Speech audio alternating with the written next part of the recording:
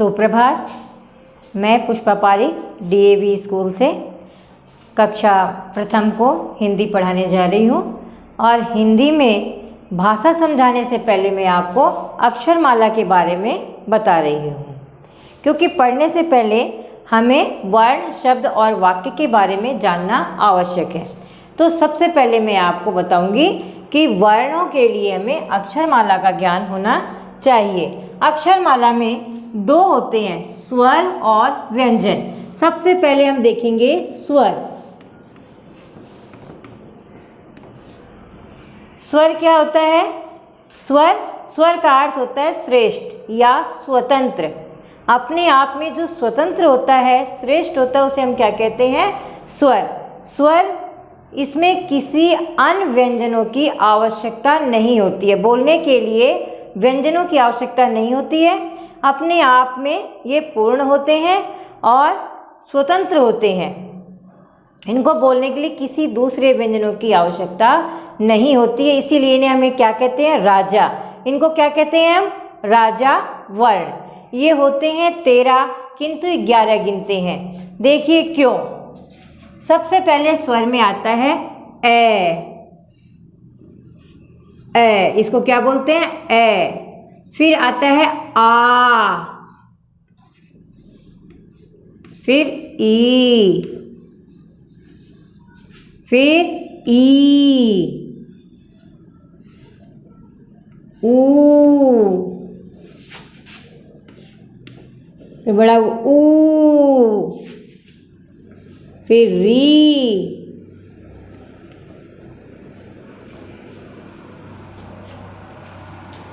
उसके बाद देखते हैं ए, आई, ओ, आऊ,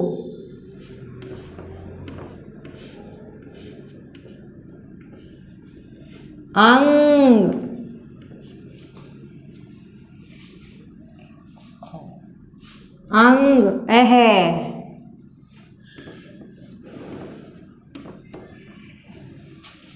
तो स्वर कितने हैं आपके सामने? 13, किंतु हम गिनते हैं 11। स्वर की संख्या कितनी होती है? 11।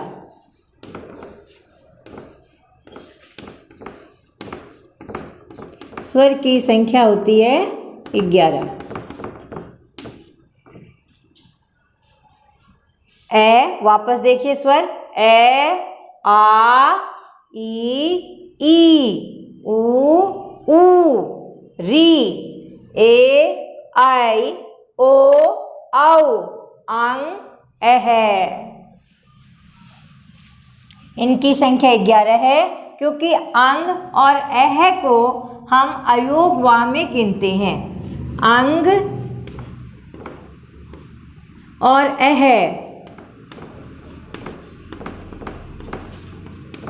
अयोगवाह में गिनते हैं। अयोगवाह का क्या अर्थ होता है? अयोगवाह का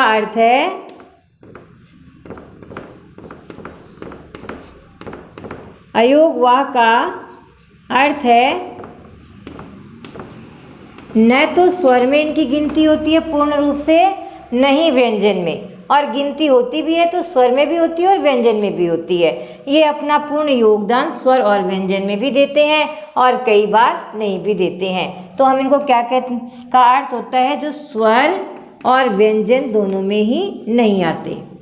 स्वर एवं व्यंजन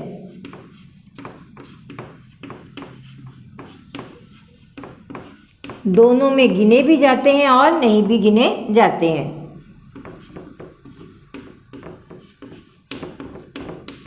आते हैं और नहीं भी आते हैं।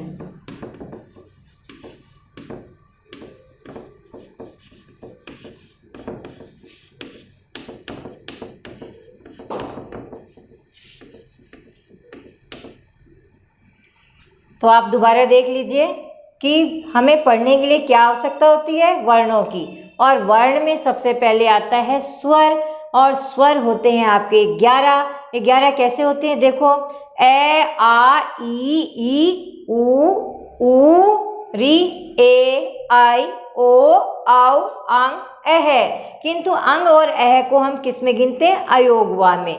और स्वर की संख्या कितनी हुई आपके सामने? 11। अयोगवा का अर्थ देखते हैं। स्वर एवं व्यंजन में दोनों आते हैं या नहीं भी आते हैं, अपना पूर्ण रूप से योगदान देते हैं और नहीं भी देते हैं। अब हम देखेंगे इसके बाद में व्यंजन। अब हम देखेंगे व्यंजन।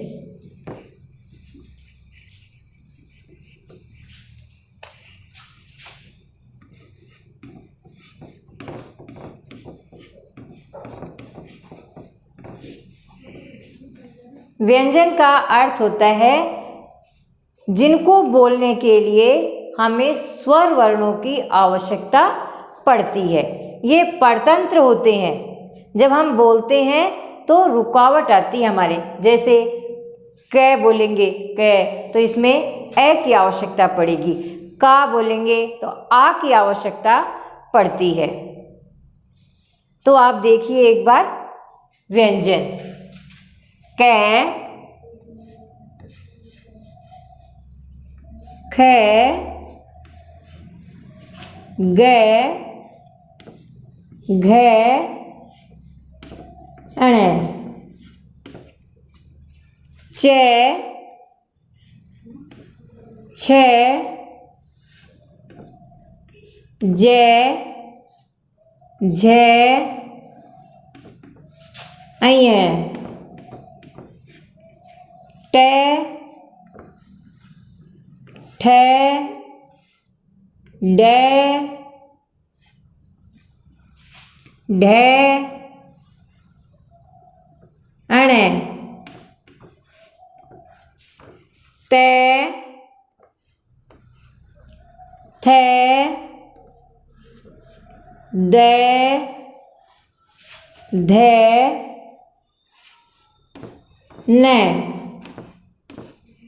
प, फ, भ, प, फ, ब, भ, म, य, र, ल, व, श, स,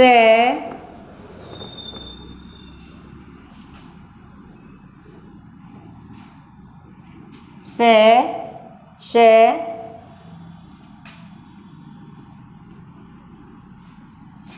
श, य, र, ल, व, स,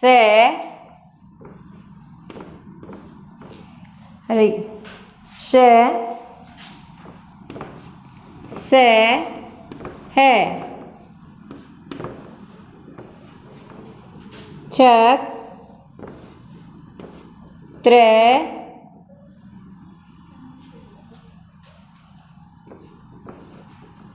ग, छत्र, ज्ञ, स्र।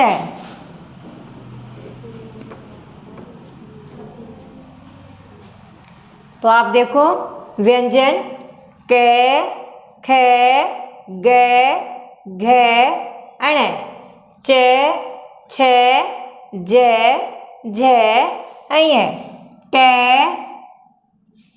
ठ, ड, ढ, ण, त, थ, द, ध, न, प, फ, ब, भ, म, य, र, ल, व, श, श, स, है, छ, त्र, ज्ञ, स्र। ये आपके हो गए व्यंजन। व्यंजन की संख्या होती है 33। कितनी होती है? 33।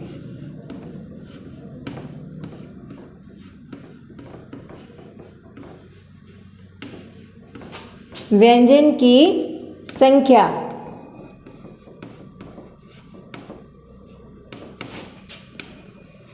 33 होती है। क्योंकि आपके क्षत्रज्ञ, इनको हम किस में लिखते हैं? संयुक्त व्यंजन में। किस में लेते हैं हम इसको? संयुक्त व्यंजन में, क्योंकि पहले आ चुके होते हैं और दो व्यंजनों से मिलकर बनते हैं, तो हम इनको लेते हैं संयुक्त व्यंजन में। इनको नहीं गिनते। और देखो 1 2 3 4 5 6 7 8 9 10 11 12 13 14 15 16 17 18 19 20 21 22 23 24 25 26 27 28 29 30 31 32 33। आपकी संख्या कितनी हो गई व्यंजन की? 33। और स्वर की संख्या कितनी हुई? 11।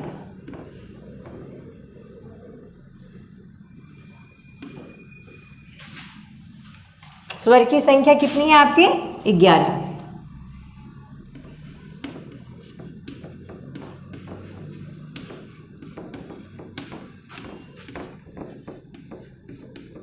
स्वर की संख्या 11। तो आपकी अक्षरमाला किससे मिलके बनी? स्वर और व्यंजन से। स्वर और व्यंजन मिलके होते हैं 44।